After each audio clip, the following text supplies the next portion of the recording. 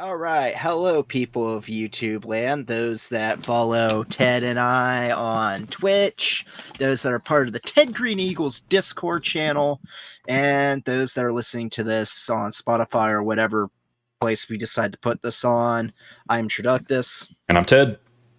And this is the movie review podcast where we take a director's filmography and we go over every single movie. I go over the background info. Ted, talks about the plot a little bit. Then we talk about likes and dislikes, and then we rank the films. And we're finally at the latest David Fincher film. So we finally completed David Fincher until he releases, the Clint Booth movie, Once Upon a Time in a Hollywood sequel that's apparently in development. Gross. Yeah. Spoiler, if you haven't seen the Once Upon a Time in Hollywood episode, Ted didn't like that movie. I certainly did not. So, but we're not talking about Tarantino, obviously. We're talking about David Fincher and his 2023 Nailed it. film The Killer. Nailed it. I did so good at the intro until then. But anyway, obviously directed by David Fincher. It is based off of the French comic, the graphic novel series The Killer, written by Alex Matz Nolant, and which was illustrated by Luc Jamaican. And to be honest, like seeing like the few things I see of like the comic, and also like the movie poster. Oh shit, my phone's going off. All right, Scuffed as hell. Scuffed already. God damn it.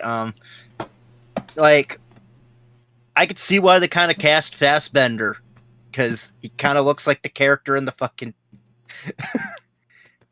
in the graphic novel. But anyway, this was released in September 3rd, 2023 in Venice, and October 27th, 2023 in the United States, and then with Netflix November 10th, 2023, which again, limited theatrical release, but fuck, what was I gonna say? But I guess Netflix exclusive. Yeah, I guess it wasn't like produced by Netflix, but that's the place that it's available. I mean, it was produced by Netflix Plan B Entertainment, which is owned by it was founded by Brad Pitt, Brad Gray, Kristen Hahn, and Jennifer Aniston. Okay. And then also Panic Pictures. But I haven't seen how much like it took to make the movie, but it had a box office return of $452,000 and 200. Sorry, I screwed that up. $452,208. Not bad. Yeah, definitely more than what the last movie was. For sure. So anyway, this was actually in development since 2007. Like Fincher wanted to direct an adaptation of the comic book, and they ended up be able to do it in February of 2021. He had Andrew Kevin Walker writing the script. He's earned a he's the guy that wrote Seven. Got it. Okay. So, and if I remember right, he's also the same guy that wrote Fight Club, if I remember. Oh no, apparently not. That was Alan Chuck. Yeah, you're right. That was Alan Chuck, because Alan Chuck started with the game. Yeah, I remember. Yeah, but yeah, this is the same guy that did Seven. And also Alan. Oh no, Alan Chuck did the. I'm sorry. Shit, what the hell is the fucking writer again? Andrew Kevin Walker actually did the rewrites for the game. And also apparently actually did the screenwrite for Event Horizon. But anyway, once he gets on there, finishes everything, they end up picking up Michael Fassbender to play the main character, the killer, a professional assassin. Other people that are in this are Tilda Swinton. She's back. The reason why I say back is she's been in a couple of these David Fincher movies. Yep, a few of them. She plays the expert, a fellow assassin. It's living in New York. We have Charles Parnell as the lawyer, Eddie Hodges, the killer's handler, posing as a lawyer. We have Carrie O'Malley as Dolores, who's Hodges' secretary. We have Sala Baker as the Brute, who's an assassin that lives in...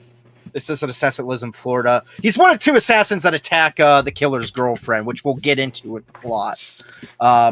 We have Sophie Charlotte as Magdala, the killer's girlfriend. We have Arliss Howard as the client, who's the guy that hires the killer. And there really isn't many people. This isn't really like a character piece, if that makes sense, besides Michael Fassbender. Yeah, we'll cross that bridge, I think, because I think this one is a little bit of a stray from what we usually get out of Fincher's characters, a little bit. Yeah. Is that all we got, Stallman, or you want me to run into the plot? I mean, the soundtrack, even though it says Trent Reznor and Atticus Ross, like it has been for the past 5 movies, who the fuck knows? But really, the soundtrack's done by the Smiths. Yeah. Yeah. Because apparently Michael Fassbender's character only listens to the Smiths. Yeah, work playlist The Smith. And one Portishead song. Which apparently might be what the girlfriend listens to. Yeah. All right. As for plot, we start with Michael Fassbender's character, the killer. I'm just going to call him the killer. We start with the killer looking for an assassination. He hits the wrong target. He goes home after this assassination gets botched, finds that 2 people raided his house looking for him, and then he goes on this warpath to try and, I don't want to say avenge his girlfriend, but make things right. Spoiler alert, she doesn't die, she gets beaten up, but she basically goes after the people responsible. Well, goes after the people directly responsible, and also the people that just so happen set to things up. Yeah. just so happen to be indirectly responsible. Yeah, that's a good way of putting it. All right, into likes and dislikes then. I feel like with likes, there's a very obvious place to start. Like every David Fincher movie, the fucking... Well, I wasn't even going to go there yet. It's definitely on my list, but no, I was going to say that this is it's built the same way that Fight Club is built. Yeah. One very clear character in a kind of mysterious way. You're kind of uncovering things about him by accident rather than very directly being told. It's all narrated by the character who you don't even know his name. There are some very Fight Club elements to this in a way that I think helps the storytelling. Not here to say it's Fight Club, but with assassins, because it's not. But it's not. Even though it starts out like... Yeah. Is he just remaking Fight Club with Michael Fassbender? Yeah, I was going to say that he's sitting in a fucking empty construction site overlooking the city, and all I can hear is fucking Ed Norton's going, words get mumbled when there's a gun in your mouth.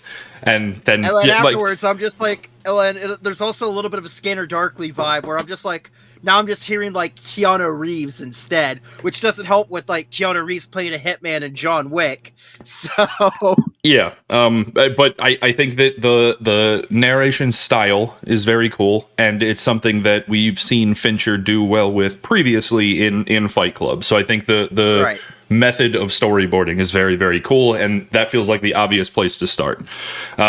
As you mentioned, Stallman, to me, this one might be the best in terms of sound design that we've gotten from Fincher.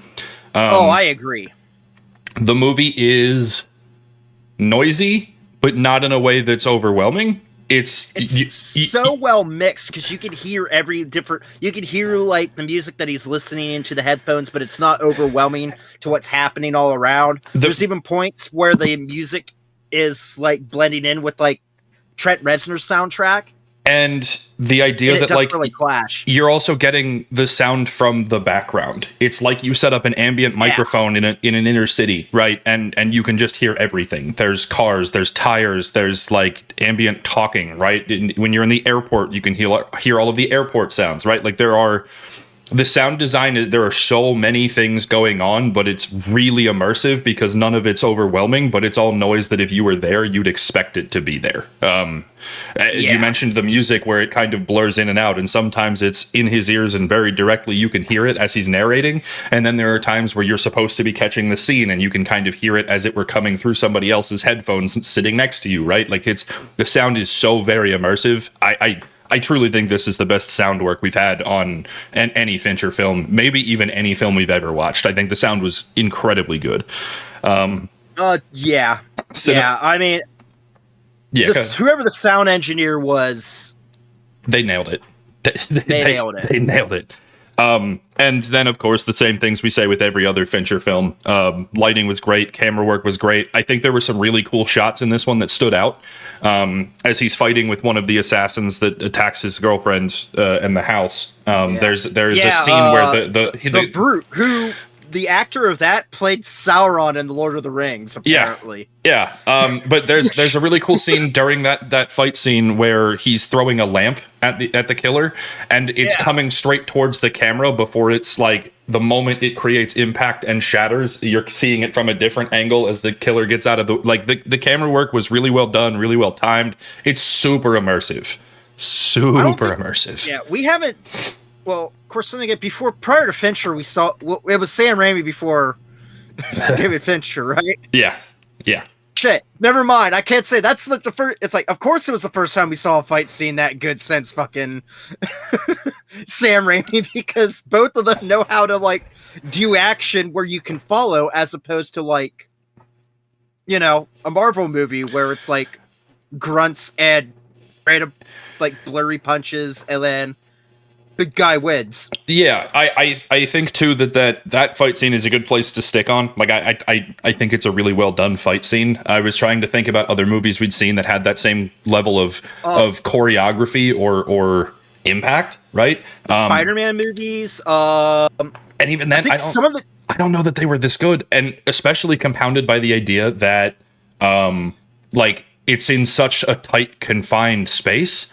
They're still building the space around you. They're using the environment, right? There are some places where it's got to be really tough to get a camera into a tight spot, like a hallway or through doorways, and it's super well done. It's one of the best fight scenes I've seen in a long time. The only other movie I can think of that does that, and this isn't a one that we've watched. There is one that we watched that I think that is similar, although not as although the lighting in this is better. From Russia with Love, while Bond's fighting Red Grant in the train car. That one's also good. But I think something about this one, just the way that they use their environment. This one's more so akin to, I don't know if you've seen it, but I think it's a Japanese movie called Old Boy, and there's a scene where it's a continuous scene where he's fighting a bunch of people in a hallway, and it's so cramped. And it's just this one long freaking scene. It reminded me of that, Yeah. That fight scene was definitely of note. Honestly, as much as I enjoyed this movie, that that one's that fight scene stands above. Yeah, stands above like the rest of the movie, even though it's a good movie. But some things I've got here too. While we're on Fincher and the crafting of the movie, I really appreciated that we are back to form. Yeah, well, back to like driving the movie with characters and this sense of like mystery, I guess. They're not necessarily character building the same way that Fincher's done previously, but it's definitely based around this character and his experiences. They're not giving you like this is the next step in the process. It's very methodical and calculated through the eyes of the character, and I think that's very cool. Although even though like there's narration and stuff like that with this movie, it's more so like to go back to where we saw what the fuck was it? The World War II movie that Christopher Nolan directed. I want to say Dunkirk, is that right? Yeah. Yeah. Like Dunkirk, it's more so told per action. Yeah. As opposed to character development. As opposed to like character base. Like there's scenes where there is like where characters are fleshed out, but this is mainly told via action. Yeah, in the same way, right? So he's trying to figure out who raided his home. He goes to his employer or his handler or whatever they title him, right? And the secretary says, "I know the two men you're looking for," and that's it, right? Then the next time you see the killer, he's looking for one of the people responsible. It's not, all right, now that I know who it is, go here and fight this guy, right? Like it's very much you're experiencing it the same way the character is experiencing it without being told. Right. And I think that adds to the character. I also like how the character's written as if anybody could play the character, and that's how like Fassbender plays the character as well, because he goes on like this huge like talk about like how he tries to like not be noticeable, because then like it's in the 21st century you'll get spotted. The best thing to do is not noticeable, and how he kind of plays the character makes him not stand out even though he's the main character. Literally the only actor that stands out in this is Tilda Swinton. and honestly, even by that point we've kind of given up on the charade, because it's about the I don't want to say the bloodlust, but the revenge arc, right? It's meant to be noticeable by that point and developing from the start of the movie to the end. I also do like the fact that it's a head game between those two, and then when Fassbender does kill her, like she basically falls down a thing of stairs and asks for him to like help him up, and he just shoots her, and then you see like and it's not, I mean it's in focus, but it's not like in a there isn't really a close-up of it, but you see a knife in her hand. Well, and that builds me back to that I think I'm going to use another Fight Club reference because I think it's the most forward in Fight Club, where the same theme kind of goes throughout the whole movie, right? Yes. In Fight Club, like, it's I am Jack's liver, right? I am Jack's, I'm Jack's raging bile duct, right? And it's a reference that they keep using. The places in which the killer is super methodical and super consistent and tells you the same rules that he has, it's don't trust anyone, and and the knife is there, right? Like obviously the point is he killed her, he did his job, but again, like you said, the knife, and he didn't trust her, and that's how he would manage to have success, right? It's following those same methodical themes. Literally, his first opening dialogue in the movie to he kills Tilda Swinton, and it's the same rules. It's the same pattern. It's the same rules. It's why he killed the fucking taxi driver, who's just like, I just drove them there. Yep. Yep. Which, honest. Oh, sorry. You have any more to add? No, I'm right there with you. I think it was good. I will say that although I do like the ending, it is a little anticlimactic if we're going to go into dislikes. Yeah. I think as much as I love the way that they told the story, he does ruin that where he trusts the guy not to fuck up. But like, it's interesting because like as much as this is like a suspense thriller type movie, there's not a lot of suspense and not a lot of thrill. Yeah. It's very procedural, and I think the ending kind of harms process too. Like you said, it just leaves without definitiveness. It leaves without closure. It's just kind of, hey, don't fuck up. Here's the credits. Yeah, he tells the person that, because the guy that hired him to kill, the person that he didn't kill, is, basically says, like, I'm an idiot. It's like, I said, yeah, go ahead, clean the trail. I didn't realize that he was going to, like, attack, try to kill you and, your fucking family and shit. Right. And he pretty much goes, I fucked up. Oh, and, Fassbender just goes, all right, well, in that case, since we don't have any problems, if there's anybody coming after me, just let you know, I can come at you no matter what, as you can see here. Yeah. And that's basically how it kind of ends. Is after going on this path of, I've killed everybody even remotely involved, I'm going to tell you, don't fuck up, and then I'm going to leave you alone. Well, there is an explanation on that. He says this is going to be tricky because he has a lot of money and authorities tend to notice that, even though he just was going to shoot a high-profile target at the beginning. So I guess that's it. Kind of, Yeah. The other thing in terms of dislikes is that you never really have any buy-in to any characters. Like, even when they're supposed to be fodder, you're supposed to, like, if you're rooting for the killer, you should find a way to root against these people, and it never really makes you feel passionately about it. It's all just, it's very autistically unemotional, right?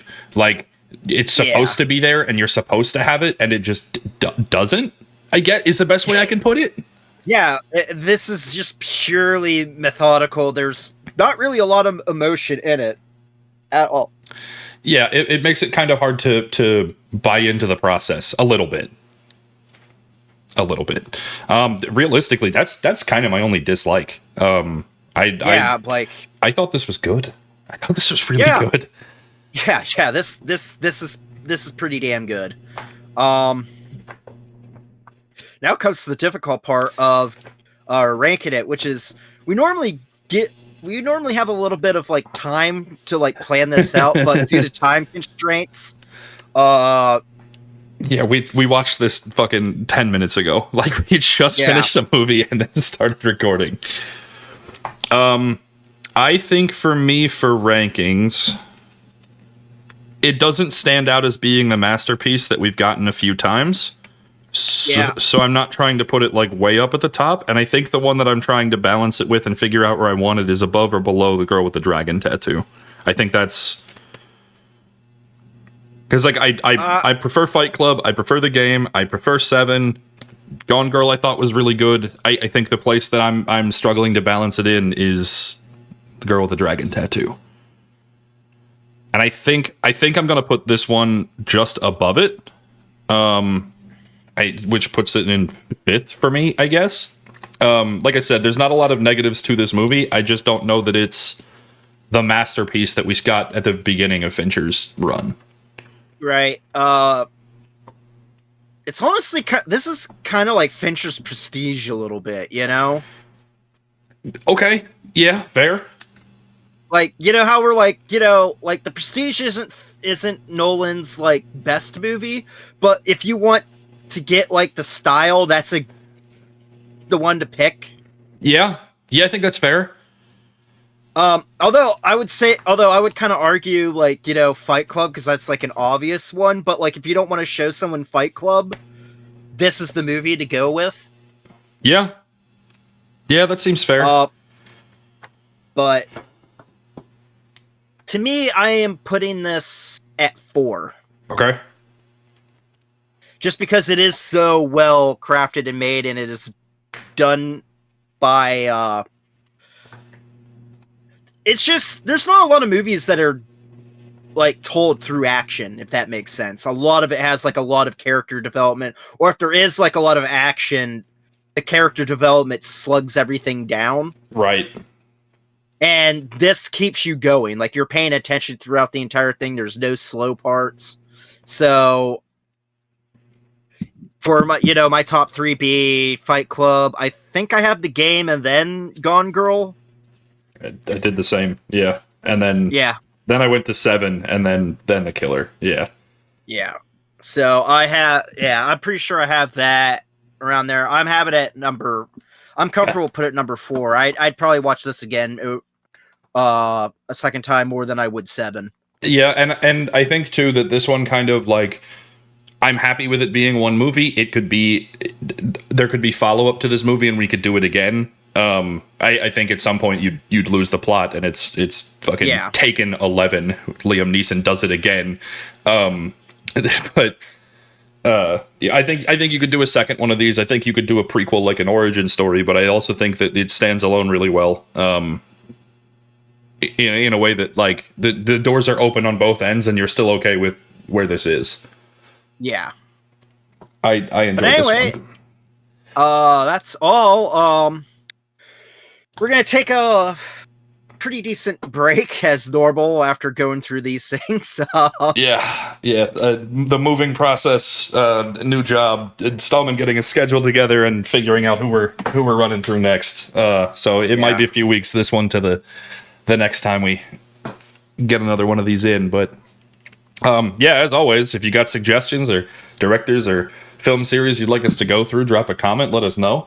And you can check out the rest of the YouTube to find all of our other movie reviews, all 100+ of them, as well as plenty of other content. You can check those things out. If you're interested in our individual content, you can check us both out on Twitch, Stallman at Traductus and myself at Ted Green Eagles.